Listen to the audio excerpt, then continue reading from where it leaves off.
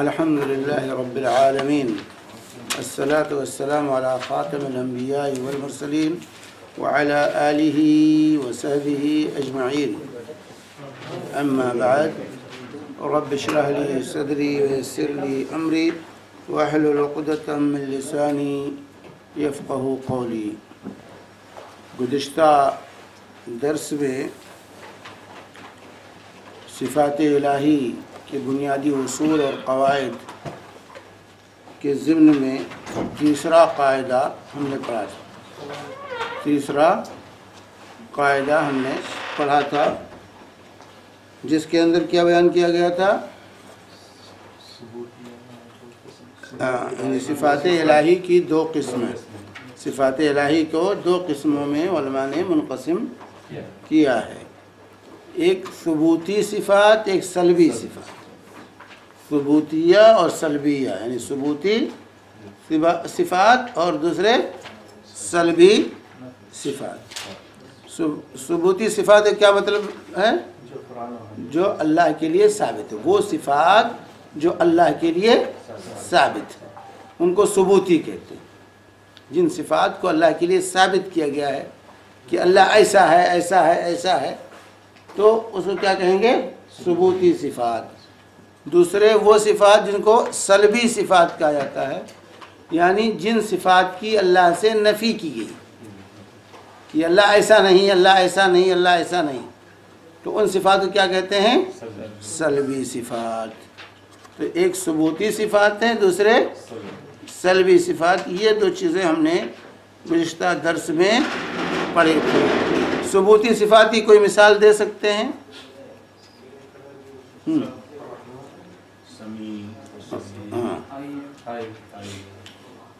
سماع ہے، بصر ہے، قدرت ہے، سمجھے، علم ہے، استوا ہے، عین ہے، ید ہے، سمجھے، وجہ ہے۔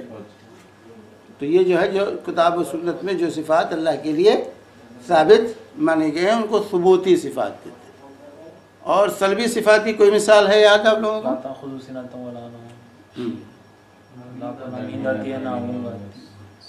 اللہ تعالیٰ کو نیند طاری نہیں ہوتی، اس کو اونگ نہیں آتی، اللہ تعالیٰ تھکتا نہیں ہے، وما مسنا من لغوب، تھکاوٹ اللہ کو لاحق نہیں ہوتی، سمجھے۔ اسی طرح سے اور کوئی صفات؟ ہاں، اللہ ظلم نہیں کرتا، یا اللہ تعالیٰ کو بھول چوک، لا یضل ربی ولا ینسا، اللہ نہ بھٹکتا ہے اور نہ ہی غلطی کرتا ہے، بھولتا ہے۔ اور بھی اس میں آئے گا؟ اور ہاں، لیس بعاور ان ربکم، ہاں اسی میں آئے گا، سلبی صفات، ان ربکم لیس بعاور، تمہارا رب کانا نہیں ہے، تو جو ہے ان کو کیا کہیں گے؟ سلبی صفات۔ تو ایک ثبوتی صفات ہیں، دوسرے سلبی صفات۔ لیکن سلبی صفات میں ایک چیز بتائی گئی تھی کہ جو ہے جب بھی کسی صفت کی نفی کی گئی ہے تو ہاں اس کے ضد کو اللہ کے لیے ثابت ماننا پڑے تبھی کمال ہوگا۔ صرف کسی صفت کا انکار جو ہے یہ کمال کا درجہ نہیں رکھتا جب تک کہ اس کا عکس ہم اس کے لیے ثابت نہ کریں، جو ہے اس کا عکس جو ہے ہم ثابت نہ کریں۔ جیسے اللہ پر موت طاری نہیں ہوتی، نہیں، اللہ حیات سے متصف ماننا پڑے گا۔ جہل، اللہ تعالیٰ بھولتا نہیں، اللہ کو علم سے متصف ماننا پڑے گا کہ اللہ تعالیٰ علم سے متصف ہے۔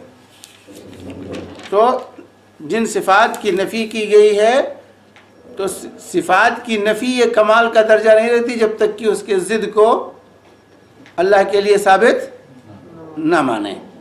تو جس صفت کی بھی نفی کی گئی ہے اس کا عکس اللہ کے لیے ثابت، اس کا عکس جو ہے اللہ کے لیے ثابت۔ جیسے صفات سلبیہ میں موت، نیند، جہالت، بھول چوک اور جو ہے تھکاوٹ، یہ سب اس کی نفی کی گئی ہے، لیکن ان سب تمام کی اس کے ضد کو ہم ثابت مانیں گے اس طریقے سے جیسا کہ اللہ کے शयन शान। तो ये चीज़ वाज़ेह होना चाहिए। अच्छा, अब आ जाइए, चौथा कायदा हम पढ़ते हैं। चौथा कायदा आज ये बता रहे हैं कि जब हम सुबूतिया और सलबिया दो सिफ़ात पढ़े ना, चौथा कायदा ये है कि सुबूती सिफ़ात जितने हैं अल्लाह तबारक व तआला के, सब ये मदह और कमाल, मदह यानी तारीफ़, सब के अंदर जितनी सुबूती सिफ़ात हैं सब के अंदर अल्लाह ताला की मदह है, तारीफ़ है, सना है, मदह है, और वो कमाल पर दलालत करते हैं। और जो है इसी तरीके से जो है अल्लाह तबारक व तआला ने जो सुबूती सिफ़ात हैं ये सल्बी सिफ़ात के मुकाबले में कम है या ज़्यादा हैं? ज़्यादा। सुबूती सिफ़ात जो अल्लाह ताला के हैं कुरान और हदीस में जो ज़िक्र किए गए हैं वो ज़्यादा हैं बनिस्बत उन सिफ़ात के जिनकी अल्लाह से नफ़ी की गई है। ये कायदा, आज का जो कायदा ये बताना चाहते हैं कि सुबूती सिफ़ात ये सब सिफ़ात मद व कमाल हैं, लिहाजा सुबूती सिफ़ात की तादाद सल्बी सिफ़ात के मुकाबले में ज़्यादा है, सल्बी सिफ़ात के मुकाबले में ज़्यादा है। जैसे जो है, क्योंकि जो है सुबूती सिफ़ात जो है ये मद हैं, सल्बी सिफ़ात फ़ी नफ्स ही मद नहीं जब तक कि उसका ज़िद अल्लाह के लिए साबित न मान। मिसाल के तौर पर सिर्फ सल्बी सिफ़ात नफ़ी करना ये मद नहीं। आप किसी के सामने कहें कि आप चोर नहीं हैं, आप डाकू नहीं हैं, आप झूठे नहीं हैं, तो ये वो तारीफ़ समझेगा कि अपनी तनक़ीद समझेगा? भाई किसी ने कहा आप भंगी नहीं हैं, आप चोर नहीं हैं, आप डाकू नहीं हैं, आप ये नहीं हैं, तो वो तनक़ीद समझेगा। तारीफ़ ऐसे नहीं की जाती है किसी की, हाँ मखलूक की। तो रब्बे कायनात के लिए सिर्फ नफ़ी करें और जो है साबित ना करें। लेकिन आप कहें भाई आप बड़े जो है सखी हैं, आप बहुत ताकतवर हैं, तो ये तारीफ़ समझेगा, वो खुश होगा वो। तो अल्लाह रब्बुल आलमीन अहकमुल हाकिमीन जो है हर नक्स और हर ऐब से पाक, तो उसके जो है सुबूती सिफ़ात जो हैं ये ज़्यादा हैं बनिस्बत जो है सल्बी सिफ़ात के, क्योंकि सल्बी सिफ़ात फ़ी नफ्स ही कमाल नहीं है जब तक कि उनके अंदर उसके ज़िद को अल्लाह के लिए साबित न माना जाए। इसीलिए कुरान और हदीस में सुबूती सिफ़ात ज़्यादा ज़िक्र किए गए हैं और सल्बी सिफ़ात जो हैं अल्लाह तबारक व तआला के ये बहुत कम ज़िक्र किए गए। और सल्बी सिफ़ात जो ज़िक्र किए जाते हैं 3 मौक़े पर ज़िक्र किए गए हैं। अल्लाह ताला के सल्बी सिफ़ात 3 मौक़े पर ज़िक्र किए गए हैं। एक तो ये अल्लाह ताला के कमाल को बयान करने के लिए, अल्लाह के उमूम कमाल को बयान करने के लिए सल्बी सिफ़ात ज़िक्र किए गए हैं। जैसे लैसा कमिस्लिही शै, लैसा कमिस्लिही शै, अल्लाह के मिस्ल कोई नहीं, अल्लाह के मिस्ल जो है कोई नहीं है। तो ये कमाल के उमूम को बताया, किसी ख़ास नहीं कहा इसके मिस्ल नहीं, उसके मिस्ल नहीं, अल्लाह इस तरह नहीं है, इस तरह नहीं, बल्कि आम बात की गई, आम नफ़ी की गई। लैसा कमिस्लिही शै, अल्लाह के मिस्ल कोई नहीं। ये नहीं कहा कि अल्लाह इसकी तरह नहीं है, इसकी तरह नहीं, इसकी तरह नहीं, ये नहीं कहा गया, बल्कि एक आम कमाल का जिक्र किया गया है कि लैसा कमिस्लिही शै, अल्लाह के मिस्ल जो है कोई नहीं। लम यकुल लहू कुफुवन अहद, सूरह इखलास में लैसा कमिस्लिही, सूरह शूरा की आयत है, आयत नंबर 11, और वलम यकुल लहू कुफुवन अहद, ये सूरह इखलास की आयत नंबर 4 है कि लैसा कमिस्लिही शै, उसके मिसल जो है कोई नहीं, और लम यकुल लहू कुफुवन अहद, उसका कोई हमसर और उसके बराबर उसका कुफ कोई नहीं है। तो यह आम बात कही गई है जो आम कमाल पर तो अल्लाह ताला के कमाल के उमूम को बयान करने के लिए यहाँ पर जो है सल्बी सिफ़ात ज़िक्र किए गए। تو یہاں جو ہے یہ نہیں کہا کہ اللہ تعالیٰ فلاں کی طرح نہیں، اس طرح نہیں، ان عیوب سے پاک، یہ نہیں کہا کہ، بلکہ عام بات نفی کر دی گئی ہے کہ اللہ تعالیٰ کے مثل کوئی نہیں ہے۔ اسی طرح دوسرا موقع جہاں پر ذکر کیا گیا ہے اللہ تعالیٰ کی سلبی صفات کو، جب کچھ لوگوں نے کی رد میں جب اللہ کے لیے نقص اور عیب کی بات کہی گئی تو وہاں ان کی تردید کی گئی۔ جب اللہ کے لیے نقص اور عیب کو لوگوں نے مانا اور اس کو ثابت کرنا چاہا تو اللہ تعالیٰ نے اس کی نفی کی ہے۔ ان دعوا للرحمن ولدا وما ينبغي للرحمن ان يتخذ ولدا، سورہ مریم آیت نمبر 91 اور 92 میں جب لوگوں نے، کفار نے یا نصارہ نے اللہ کے لیے بچہ ہونے کا عقیدہ دعویٰ کیا کہ اللہ کے لڑکا عیسیٰ اللہ کے بیٹے ہیں، یا اسی طرح جو ہے کفار مشرکین عرب نے جب یہ عقیدہ ظاہر کیا، یہ کہا کہ فرشتے اللہ کی بیٹیاں ہیں، تو ان کی تردید کرنے کے لیے نفی کی گئی کہ ان دعوا للرحمن ولدا، کہ ان لوگوں نے رحمان کے لیے لڑکا یا لڑکی ہونے کا دعویٰ کیا ہے۔ وما ينبغي للرحمن ان يتخذ ولدا، لیکن رحمان کے لیے مناسب نہیں ہے کہ وہ لڑکا یا لڑکی بنائے اپنے لیے۔ تو یہاں جو نفی کی گئی لڑکا نہ ہونے کی، یہ سلبی صفت ہے۔ اللہ کے لڑکا لڑکی نہ ہونا یہ اللہ کے سلبی صفات میں سے ہے۔ تو یہاں جو ذکر کیا گیا یہ سلبی صفت، یہ لوگوں کے جو ہے غلط عقیدے کی تردید میں، غلط اتہام کی تردید میں اللہ تعالیٰ نے یہاں اس سلبی صفت کو ذکر فرمایا۔ اور تیسری شکل وہ ہے کہ جہاں نقص کا وہم پایا جائے، جہاں کمی کا، نقص کا، کمال کے نقص اور عیب کا جہاں وہم پیدا ہو سکتا ہے، وہاں پر جو ہے سلبی صفات اللہ کے ذکر کیے گئے ہیں۔ جیسے سورہ دخان میں آیت نمبر 38 میں اللہ فرماتا ہے وما خلقنا السماوات والارض وما بینہما لاعبین۔ اسی طرح سورہ قاف آیت نمبر 38 میں اللہ فرماتا ہے وَلَقَدْ خَلَقْنَا السَّمَاوَاتِ وَالْأَرْضِ وَمَا بَيْنَهُمَا فِي سِتَّةِ أَيَّامٍ وَمَا مَسَّنَا مِن لُغُوبٍ۔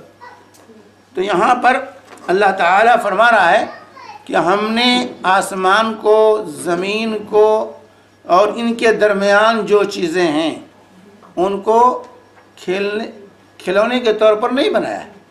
میں نے کوئی کھلونا نہیں کھیلا ہے ان کو بنا کر کے، یہ کوئی کھیل اور تماشا نہیں ہے۔ تو یہاں پر چونکہ یہ وہم پیدا ہو سکتا تھا تو اللہ تعالیٰ نے ایسے ہی بنا دیا بغیر کسی مقصد کے۔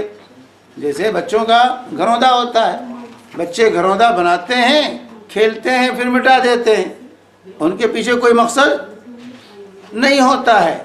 تو اگر کوئی یہ سمجھے کہ یہ کائنات، یہ وہم ہو سکتا تھا کہ اللہ تعالیٰ نے یہ کائنات ایسے ہی بنا دیا جیسے کوئی مقصد نہیں، بے مقصد پیدا کیا، اس وہم کو ختم کرنے کے لیے اللہ تعالیٰ نے یہاں اس کی نفی فرمائی اور کہا کہ وما بینہما لاعبین، ہم نے کھلونے کے طور پر اس کائنات کو کھیلنے کے لیے نہیں پیدا کیا ہے۔ یا اسی طرح وَلَقَدْ خَلَقْنَا السَّمَاوَاتِ وَالْأَرْضَ وَمَا بَيْنَهُمَا فِي سِتَّةِ أَيَّامٍ، کہ ہم نے آسمانوں کو اور زمین کو 6 دنوں میں پیدا کیا۔ اب یہاں وہم ہو سکتا تھا کہ ہو سکتا 6 دن میں پیدا ہوا، تو اللہ تعالیٰ کو مشکل پڑ گیا، کوئی جو ہے تھک گیا ہو، تو کہا گیا وَمَا مَسَّنَا مِن لُغُوبٍ، کہ مجھے کوئی تھکاوٹ لاحق نہیں، مجھے کوئی تھکاوٹ لاحق نہیں ہوئی۔ تو یہ 3 شکلیں ہیں جہاں سلبی صفات اللہ تعالیٰ نے ذکر کیے ہیں کہ یا تو جو ہے کمال کے عموم کو بیان کرنا مقصد ہے، یا کسی اعتراض کا جواب دینا مقصد ہے، کسی غلط عقیدے کی نفی کرنا مقصد ہوتا ہے، یا تو جو ہے کسی وہم پیدا ہو سکتا تھا، اس وہم کو دور کرنے کے لیے اللہ تعالیٰ نے سلبی صفات ذکر کیے ہیں، سلبی صفات جو ہے ذکر کیے۔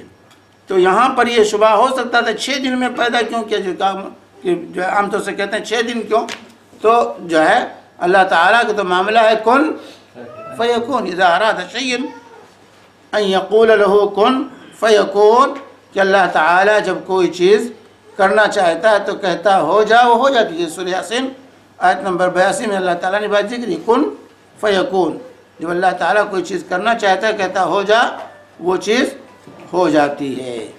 تو جو ہے یہاں چونکہ یہ 6 دن کا ذکر ہے، اس لیے یہاں وہم ہو سکتا تھا کہ جو ہے کہ 6 دن لگیں، اس کا مطلب اللہ کو محنت پڑی ہے، مشقت لاحق ہوئی ہے، تھکاوٹ ہوئی ہوگی، تو اس وہم کو دور کرنے کے لیے کہا گیا وما مسنا من لغوب، کہ اللہ تبارک و تعالیٰ کو کوئی تھکاوٹ لاحق نہیں ہوئی۔ اس لیے اللہ نے 6 دن نہیں لگائے زمین و آسمان کو پیدا کرنے میں، کہ اللہ کے لیے جو ہے اس کا پیدا کرنا کوئی مشکل تھا، جو ہے اسباب نہیں تھے یا کوئی ایسی چیز تھی اس کے لیے 6 دن لگائے، نہیں۔ 6 دن میں دوسری مصلحت ہے۔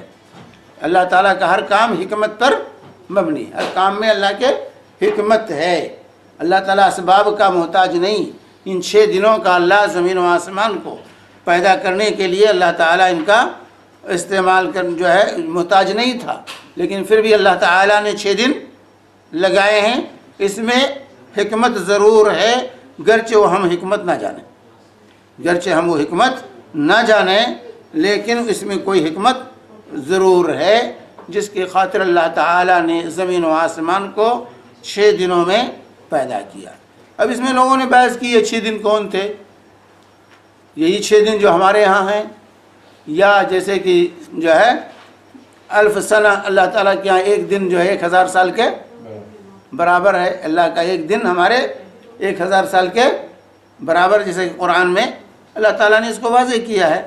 تو بعض لوگوں نے کہا نہیں، وہ دن مقصود ہے جو ہے ان یوما عند ربک کالف سنۃ مما تعدون، سورہ حج آیت نمبر 47 میں اللہ کہتا ہے کہ تمہارے رب کے پاس ایک دن 1000 سال کے برابر ہے تمہارے اعتبار سے، تم جو شمار کرتے ہو سال اور دن، اس کے اعتبار سے اللہ کے یہاں ایک سال تمہارے سال کے اعتبار سے 1000 سال کا جو ہے ایک دن ہوتا ہے۔ ایک دن اللہ کے یہاں تمہارے اعتبار سے جو ہے 1000 سال کا ہوتا ہے۔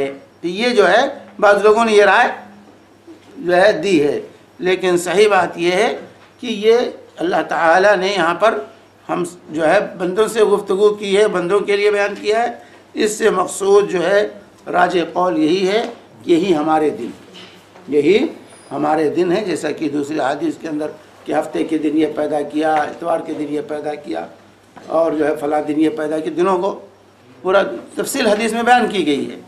تو جو ہے اسے مقصود جو ہے یہی دن ہے، وہ دن 1000 سال والے دن مقصود نہیں ہیں۔ جو ہے اللہ تبارک و تعالیٰ نے ان دنوں کو مقدر کیا تھا، اور اس میں جو ہے ان چیزوں کو مقدر کیا، تو اس کا ادراک ہم نہیں کر سکتے، اس کا ادراک ہم نہیں کر سکتے ہیں۔ اللہ عالم، اللہ بہتر جانتا ہے۔ تو یہاں پر جو ہے یہ 6 دنوں میں جو ہے پیدا کرنے کا مطلب یہی دن ہے جو ہمارے دن ہے، اور اس کے اندر حکمت ہے کہ اللہ تعالیٰ قادر تھا کہ ایک دن میں پیدا کرے، لیکن ایک دن میں نہیں بلکہ کلمہ کن کے ذریعے پیدا کر دے، لیکن اس کے باوجود اللہ تعالیٰ نے 6 دنوں میں پیدا کیا۔ بعض علماء نے یہ حکمت بیان کی ہے تاکہ ہمیں اور آپ کو درس ملے کہ اللہ قادر ہوتے ہوئے بھی 6 دن لگایا، تو ہمیں بھی جلد بازی اپنے کاموں میں نہیں کرنی چاہیے، جلد بازی نہیں کرنی چاہیے۔ کوئی بھی کام سوچ سمجھ کر کے پورے پروگرام کے تحت، پوری تیاری کے ساتھ، اہتمام کے ساتھ کرنا چاہیے۔ آج کیا ہوتا ہے، جلد بازی میں معاملہ خراب ہو جاتا ہے، جلد بازی میں جو ہے لوگوں کا معاملہ خراب ہو جاتا ہے۔ تو کاموں کے کرنے میں جلد بازی، العجلۃ من الشیطان کہا گیا کہ جلد بازی یہ شیطان کی طرف سے جو ہے، تعنی جو ہے یہ رحمان کی طرف سے، اور عجلہ جلد بازی یہ شیطان کی طرف سے ہوتی ہے۔ تو جلد بازی میں معاملہ خراب ہوتا ہے۔ کوئی بھی کام کرنا تو پہلے پلاننگ ہو، پورے سوچ سمجھ کر کے، اور اس کو پورے اہتمام کے ساتھ انسان کو کرنا چاہیے۔ بہرحال یہ علماء نے ادراک کیا ہے، یہ کوئی جو ہے وہ نہیں۔ تو یہ جو ہے چھٹا اصول جو بیان، چوتھا اصول کی صفات ثبوتیہ، یہ صفات مد ہیں، یہ زیادہ ہیں، اور صفات سلبی جو ہیں یہ کم ہیں۔ لیکن اہل بدعت کہ جو عقائد ہیں جہمیہ یا اسی طرح پھر معتزلہ اور دوسرے لوگوں کا یا متکلمین کا اشاعرہ اور ماتریدیہ وغیرہ کا، تو ان کے ہاں نفی زیادہ ہے، اہل سنت کے ہاں نفی کم ہے، اس بات زیادہ ہے۔ ثبوتی صفات اہل سنت کے ہاں زیادہ ہیں، منفی صفات بہت تھوڑے ہیں۔ لیکن ان کے علاوہ اہل سنت کے علاوہ جو اہل بدعت ہیں، جیسے جہمیہ ہوئے، معتزلہ ہوئے، اور اسی طریقے سے جو ہے اشاعرہ ہوئے، ماتریدیہ ہوئے، ان تمام کیا جن کو متکلمین کہا جاتا ہے، علم کلام جن کا کہا جاتا ہے، متکلمین کیا جو ہے منفی صفات زیادہ ہیں ثبوتی صفات کے مقابلے میں۔ ثبوت میں سات کو مانا، حتیٰ کہ متکلمین اشاعرہ ماتریدیہ نے صرف سات کو مانا، باقی سب ان کے یہاں منفی ہی صفات، اللہ ایسا نہیں، ایسا نہیں، ایسا نہیں، ایسا نہیں، یہی کہتے ہیں نہ اوپر ہے، نہ نیچے ہے، نہ دائیں ہے، نہ بائیں ہے، سب کہاں ہے؟ تو کیا ہے بھائی؟ نہ جسم ہے، نہ عرض ہے، نہ یہ ہے، نہ وہ ہے، یہی سب بتاتے ہیں۔ تو اہل سنت کے عقیدے میں اور اشاعرہ اور ماتریدیہ اور اسی طرح معتزلہ اور جہمیہ کے عقیدے میں، جن کو اہل بدعت کہا جاتا ہے، اہل بدعت کے عقیدے میں اور اہل سنت کے عقیدے میں یہی فرق ہے۔ جملہ اور فوارق کے ایک فرق یہ ہے کہ اہل سنت ثبوتی صفات اہل سنت کے ہاں زیادہ ہیں، منفی صفات کم ہیں، کیونکہ قرآن و حدیث میں ثبوتی صفات کا زیادہ ذکر ہے، منفی صفات کا ذکر کم ہے۔ پانچواں قاعدہ یہ ہے کہ ثبوتی صفات جو ہیں ان کی دو قسمیں، ثبوتی صفات جو صفات اللہ تبارک و تعالیٰ کے لیے ثابت ہیں، ان کی دو قسمیں کی گئی ہیں، ایک ذاتی صفات اور ایک فعلی صفات، ذاتیہ اور فعلیہ، ایک ذاتی صفات اور ایک دوسرے جو ہے فعلی صفات۔ تو ثبوتی صفات کی دو قسمیں، ایک ذاتی صفات اور دوسرے فعلی صفات۔ تو ذاتی صفات کا مطلب کیا ہے اور فعلی صفات کا کیا مطلب ہے؟ ذاتی صفات کا مطلب ہے کہ وہ صفات جس سے اللہ تعالی ہمیشہ متصف ہے، یہ صفات اللہ سے جدا نہیں ہوتے، اللہ ان سے ہمیشہ متصف ہے، شروع سے ہمیشہ متصف رہے گا، جو ہے لم یزل ولا یزال متصفا به، کہ ان صفات کے ساتھ اللہ ہمیشہ سے متصف ہے اور ہمیشہ ان صفات کے ساتھ متصف رہے گا۔ ایسے صفات کو ذاتی صفات کہا جاتا ہے، جیسے علم، قدرت، سمع، بصر، عزت، حکمت، علو، عظمت، یہ صفات ایسے ہیں۔ اسی طریقے سے وجہ، یدین، عین، جو ہے آنکھ، ہاتھ اور جو ہے چہرہ جو اللہ کے لیے ذکر کیا گیا ہے، یہ ذاتی صفات کہلاتے ہیں۔ ہمیشہ سے اللہ تعالیٰ ان سے متصف ہے اور ہمیشہ ان سے متصف رہے گا۔ اور دوسرے ہیں فعلی صفات۔ فعلی صفات کا کیا مطلب ہے؟ کہ یہ اللہ کی مشیت کے تابع ہیں، اللہ کی مشیت کے تابع ہیں، جب اللہ چاہتا ہے متصف ہوتا ہے، جب نہیں چاہتا نہیں متصف ہوتا۔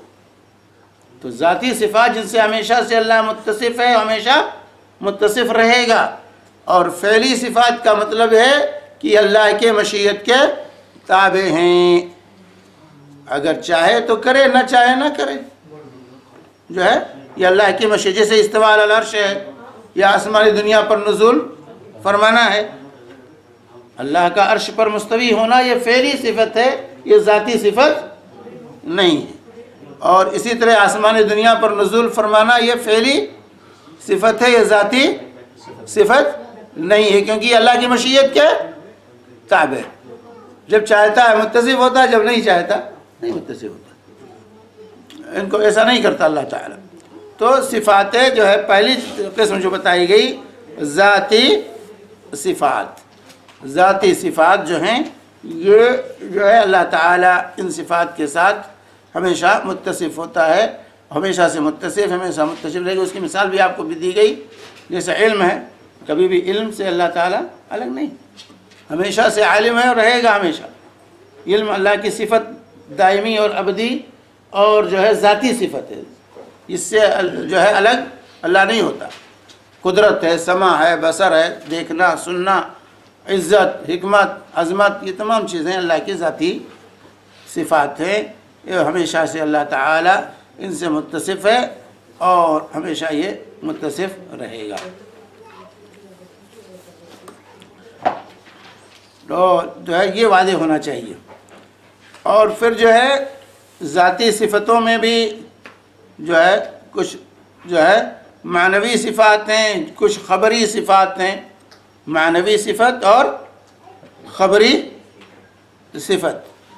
جیسے معنوی صفت جیسے علم ہے، قدرت ہے، سمع ہے، بصر ہے، عزت ہے، حکمت ہے، علو ہے، یہ معنوی ہے کہ عقلی حیثیت سے بھی یہ شرعی حیثیت سے بھی ثابت ہے، دونوں طرح سے یہ ثابت ہے، عقلی اور شرعی دونوں حیثیت سے یہ اللہ کے لیے ثابت ہے۔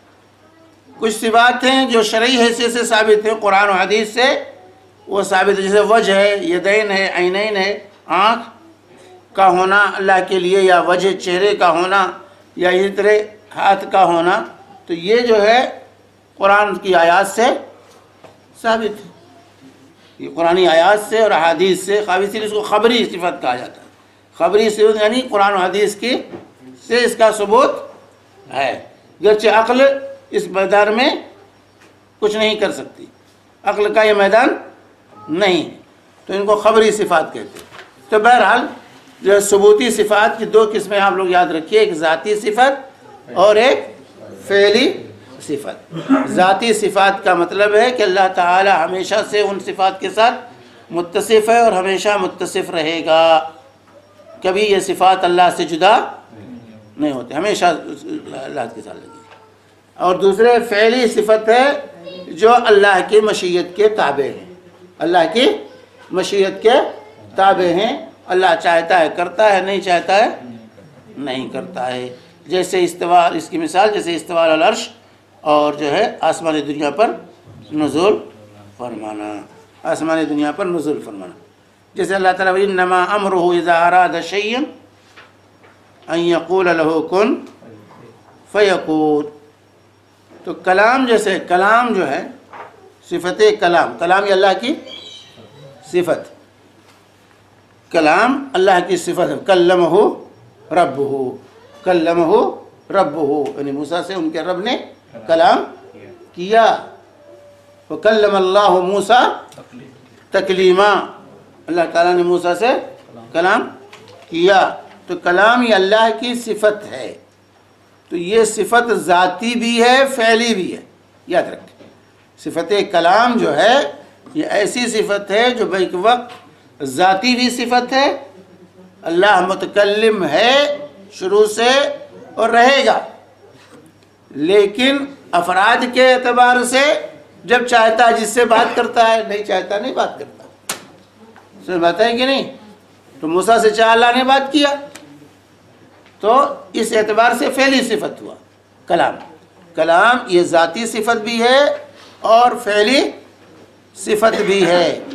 تو ذاتی صفت کہ اللہ تعالی ہمیشہ سے متکلم ہے، متکلم رہے گا، یہ صفت کلام اس سے جدا، لیکن افراد کے اعتبار سے جب چاہتا ہے بات کرتا ہے، جب نہیں چاہتا ہے نہیں بات کرتا ہے۔ اسی لیے اس کو کلام کو کہا جاتا ہے، یہ صفت ذاتی بھی ہے اور صفت فعلی بھی ہے۔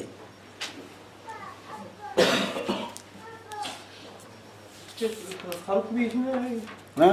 ہاں خلق بھی اسی طرح ہاں خلق بھی ایک صفت ذاتی بھی ہے اور صفت فعلی بھی ہے۔ اللہ جب چاہتا ہے پیدا کرتا ہے، نہیں چاہتا نہیں پیدا کرتا، سمجھے؟ تو یہاں پر جو ہے یا اشاعرہ کے ہاں، ماتریدیہ کے ہاں، یا جو ہے کلابیہ، یہ لوگ جو یہ فرقے جو ہیں، ان لوگوں کے ہاں جو ہے یہ صفت کلام یہ صرف ذاتی صفت ہے، یہ فعلی صفت نہیں، کہتے اللہ کلام نہیں کرتا ہے، سمجھ بتائی؟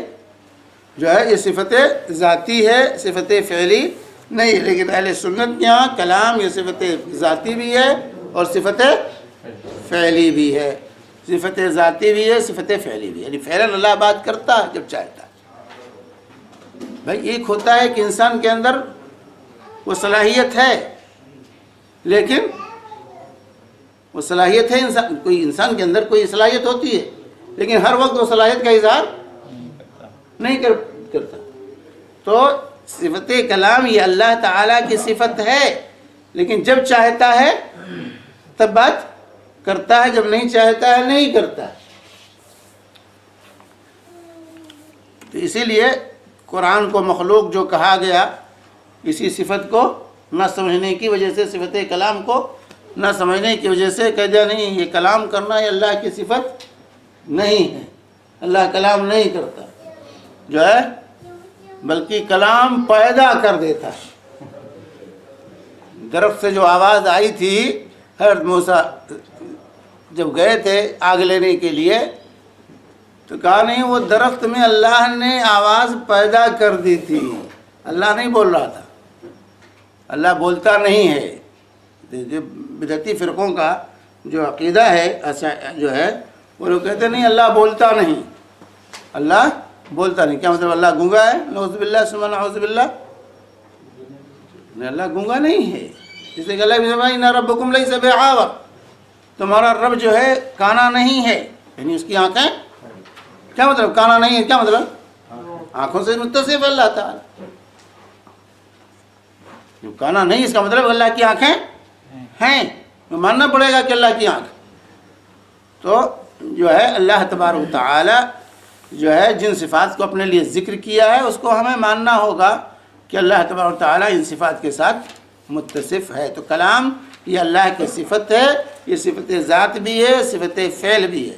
ذاتی طور سے اللہ کی یہ صفت ہے، اور فعلی طور سے فعلاً چاہے وہ ظہور ہوتا ہے، جب چاہتا ہے اللہ کلام کرتا ہے، جب نہیں چاہتا ہے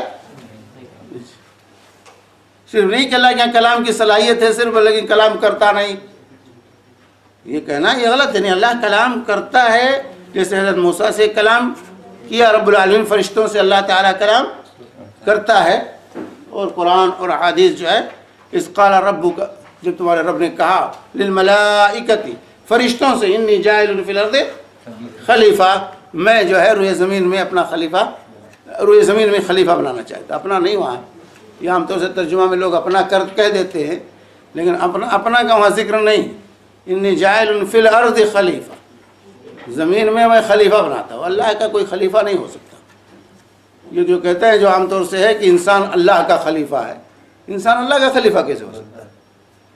مخلوق خالق کا خلیفہ کیسے ہو؟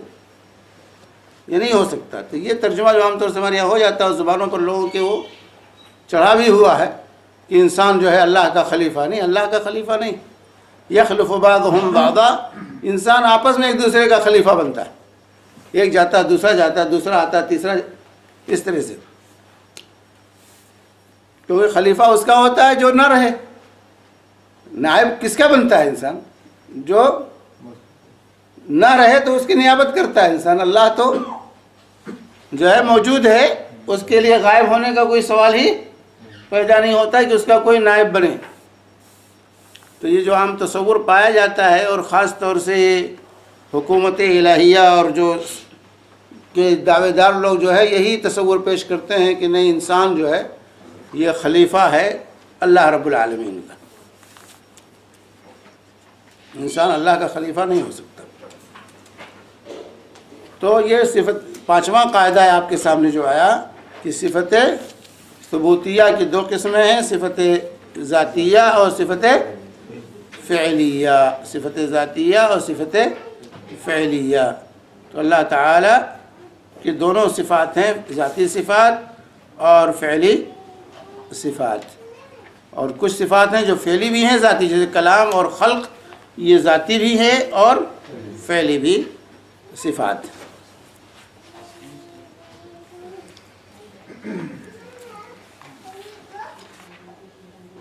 بات سمجھ میں آئی کہ نہیں؟ کوئی مشکل ہے؟ ہاں، اتنے میں بہت آسان کر کے بتاتا ہوں لوگوں کو، مشکل میں نہیں لے جاتا ہوں۔ اتنی موٹی موٹی چیزیں تو پتہ رہے گا کہ نہیں؟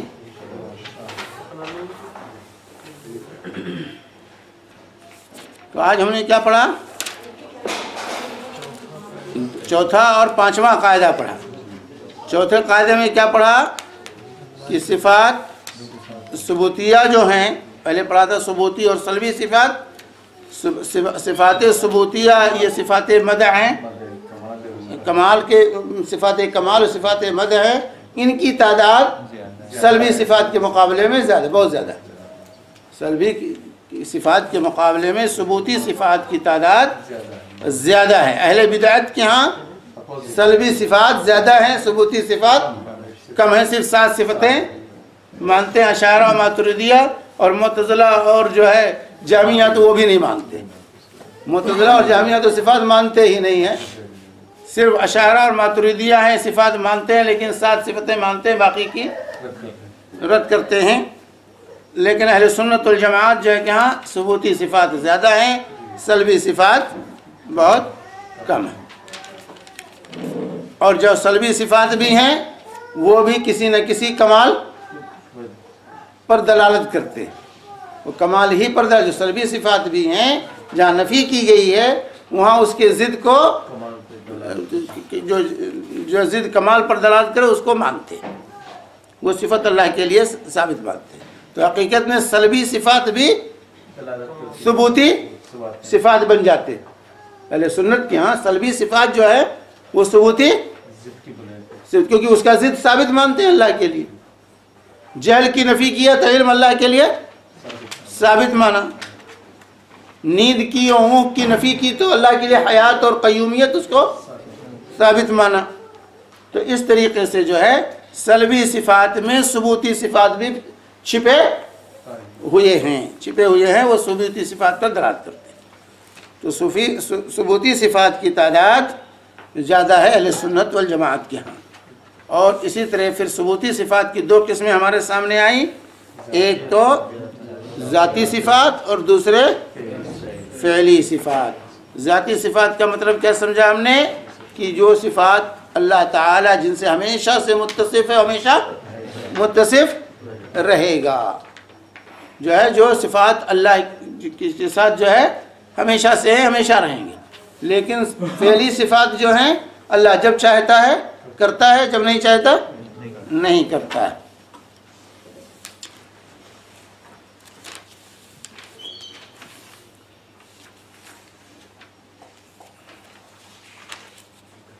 اب اس کے بعد جو ہے چھٹا قاعدہ جو یہاں پیش کیا ہے، اس چھٹے قاعدے میں یہ بتلانا مقصود ہے کہ صفات کو ثابت کرنے کے لیے 2 چیزوں سے احتراز کرنا ہوگا. صفات کے ثبوت مانتے ہیں ہم، لیکن 2 چیزوں کی نفی کرنی ہوگی. ایک تو تمثیل اور دوسرے تکییف. ایک تمثیل اور دوسرے تکییف. یہ چھٹا قاعدہ یہ بتانا چاہتے ہیں کہ صفاتی ثبوت ہیں، اہل سنت اس کو مانتے ہیں کہ اللہ کے لیے صفات ثابت ہیں، لیکن صفات کو ثابت کرنے کے لیے 2 چیزوں کی نفی ضروری ہے. ایک تمثیل کی اور ایک تکییف کی. اور تمثیل اور تکییف کی تعریف شروع میں ہم پڑھ چکے ہیں. شروع میں ہم نے اصطلاحات جو پڑھی تھیں اسماء و صفات کے سلسلے میں، اس میں تمثیل اور تکییف. تکییف کے مطلب کیفیت متعین کرنا، تمثیل کے مطلب مثال دینا، تشبیہ، اسی کو تشبیہ بھی کہتے ہیں، تمثیل کو تشبیہ بھی کہتے ہیں. تو تمثیل سے یعنی مشابہت سے بچنا کہ فلاں کی طرح ہے، اللہ کی یہ صفت فلاں کی صفت کی طرح ہے، تو یہ ہو گئی تمثیل. اور تکییف کہتے ہیں اس کی کیفیت کو یہ متعین کرنا کہ اس کیفیت سے اللہ کا چہرہ ایسا ہے، اللہ کا ہاتھ ایسا ہے، اللہ تو جو ہے اس کو اپنی طرف سے کوئی کیفیت متعین کرنا. تو نہ تو ہم کسی مخلوق سے اس کو تشبیہ دیں گے اس صفت کو، اور نہ ہی اس کی کوئی کیفیت متعین دیں. اسی لیے امام ابو مالک رحمہ اللہ نے کیا فرمایا تھا جب استوا علی العرش کے سلسلے میں پوچھا گیا کیف استوا، امام مالک رحمہ اللہ سے پوچھا گیا کہ اللہ عرش پر کیسے ہے، کیفیت پوچھی گئی. استوا علی العرش کی کیفیت جب امام ابو حنیفہ امام مالک رحمہ اللہ سے پوچھا گیا، اسی طرح امام ربیعہ سے بھی پوچھا گیا، تو امام مالک رحمہ اللہ کانپ اٹھے جب یہ سوال کیا گیا کیف استویٰ کہ اللہ تعالیٰ عرش پر کیسے مستوی ہے، تو امام مالک رحمہ اللہ کانپ اٹھے اور کانپتے ہوئے انہوں نے کہا الاستواء معلوم والکیف مجہول والایمان به واجب والسوال عنہ بدعۃ، کہ اللہ تبارک و تعالی عرش پر مستوی ہے یہ معلوم ہے، ثابت ہے، اس کا انکار نہیں کر سکتے کیونکہ قرآن میں اللہ نے اس کو بیان کر دیا، یہ ثابت ہے استوا۔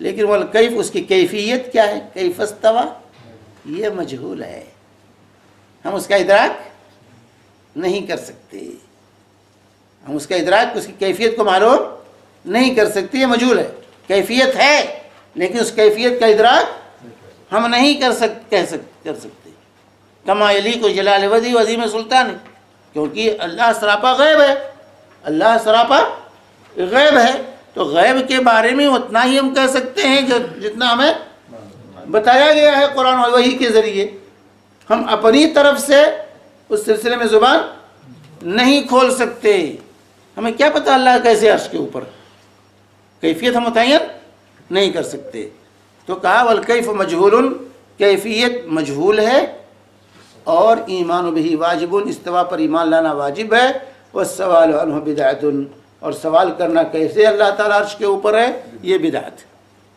یہ بدعت ہے۔ صحابہ نے نہیں سوال کیا، صحابہ کے سامنے آئے، صحابہ نے یہ سوال نہیں کیا اللہ کیسے عرش کے اوپر، کسی صحابی نے اللہ کے رسول صلی اللہ علیہ وسلم سے نہیں سوال کیا، نہ صحابہ نے کیا، بتا کہ کفار مشرکین نے بھی سوال نہیں کیا، کفار مشرکین نے بھی سوال نہیں کیا کہ آپ کہتے ہیں اللہ عرش کے اوپر ہے تو کیسے ہے،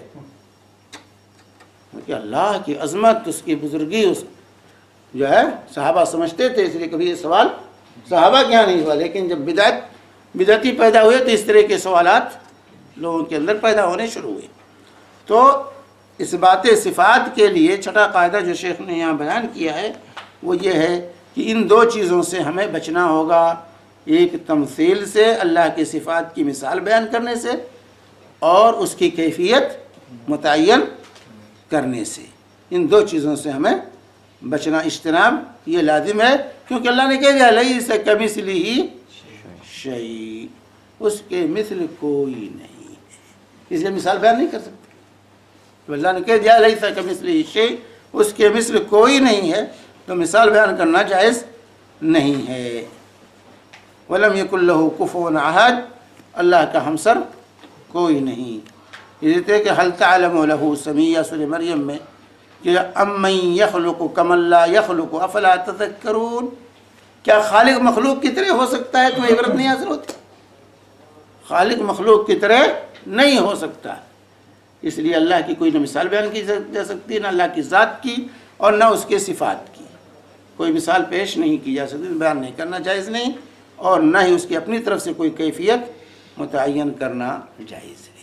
یہ ہے چھٹا قاعدہ جس کی تفصیل آئندہ آئے گی آپ کے سامنے، جس کا خلاصہ میں نے آپ کے سامنے رکھا ہے۔ اللہ تبارک و تعالی ہم سب کو پڑھنے کی توفیق عطا فرمائے اور اپنے عقیدے کو سنوارنے کی توفیق فرمائے، کہ اس کی روشنی میں اپنے عقیدے کو سنواریں اور یہ عقیدہ لوگوں کے اندر عام ہو، تاکہ لوگ اللہ کو پہچانیں۔ اللہ کی معرفت، آج سب سے بڑی خرابی ہے کہ اللہ کی معرفت لوگوں کو حاصل نہیں، اسی لیے اللہ کا خوف نہیں آتا، اللہ سے محبت نہیں پیدا ہوتی، کہ اس کے ذات و صفات کا ہمیں علم ہی نہیں، اس کے ذات و صفات کا اگر صحیح علم ہوگا تبھی محبت پیدا ہوگی اور تبھی اللہ کا خوف ہمارے دلوں کے اندر آئے گا۔ تو جنت تو اللہ کے جو ہے آج محبت پیدا ہوتی ہے نہ خوف، کیونکہ ہمیں اللہ کا معرفت ہی نہیں، دھندلا سا تصور ہے اللہ رب العالمین کا، اس کے ذات و صفات کا کوئی تصور نہیں، اس کی عظمت کا تصور اگر کر لے انسان تو بھائی اللہ تعالی کی عظمت دیکھیے کہ عرش اور کرسی کا جو ذکر ہے قرآن میں، وسع کرسیہ السماوات والارض، اللہ کی کرسی نے آسمان و زمین کو اپنے گھیرے میں رہ دیا، تو عرش کا کیا عالم ہوگا، اور اس عرش کے اوپر رب جو ہے اس رب کی عظمت کا کیا عالم ہوگا، تو پھر بھی خوف نہ طاری ہو انسان کو، اگر یہ عقیدہ ہو جائے صحیح استواء علی العرش کا، تو اللہ کی عظمت لوگوں کے ذہن و دماغ میں بیٹھ جائے گی، کہ اللہ کس قدر عظیم ہے، عظمت کا حامل، اور اس کو دلوں میں بیٹھا رہے ہیں، اور اس کو جو ہے کہیں بیٹھا دیتے ہیں، کہتے اللہ ہر جگہ ہے۔ جب اللہ کا عرش اس کائنات میں نہیں آ سکتا تو اللہ تبارک و تعالیٰ اس کائنات کے اندر کیسے گھسے گا؟ اللہ اتنا عظیم ہے کہ یہ کائنات اللہ کے لیے، نہ اللہ تعالیٰ اس کائنات کا محتاج ہے اور نہ یہ کائنات اللہ کے لیے جگہ ہو سکتی ہے۔ تو بہرحال انشاءاللہ یہ جو ہے چھٹا قاعدہ انشاءاللہ آئندہ پڑھیں گے ہم تفصیل سے۔ اللہ تبارک و تعالیٰ ہم سب کو اپنا عقیدہ سنوارنے کی توفیق عطا فرمائے۔ دو قاعدے اور چھٹا اور ساتواں کل آئندہ انشاءاللہ۔